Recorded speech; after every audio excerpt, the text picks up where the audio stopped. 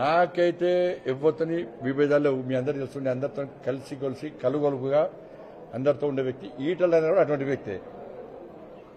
అందరూ చాలా మంది పార్టీని వదిలిపెట్టి పోయినా కూడా ఈటల రాజేందర్ గారు పార్టీని నమ్మి మోడీ గారి నాయకత్వం నమ్మి పార్టీ సిద్ధాంతాన్ని నమ్మి వాళ్ళ పార్టీలో కొనసాగుతున్న నాయకుడు కాబట్టి వారి ఆలోచన కూడా పార్టీ తీసుకుంటుంది. గతంలో తీసుకున్నాం, నేను అధ్యక్షుడు తీసుకున్నాం.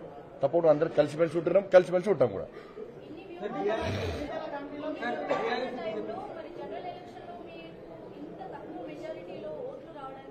తక్కువ మెజార్టీ రాలే, మా డబుల్ మాకు పెంచింది 100%. 7% ఉన్న ఓటు బ్యాంక్ మాది 14% పెరిగింది. మాది గెలిపోవడం ఒక పార్టీ గెలిచి 119 స్థానాల్లో గెలవాలనుకోను కదా.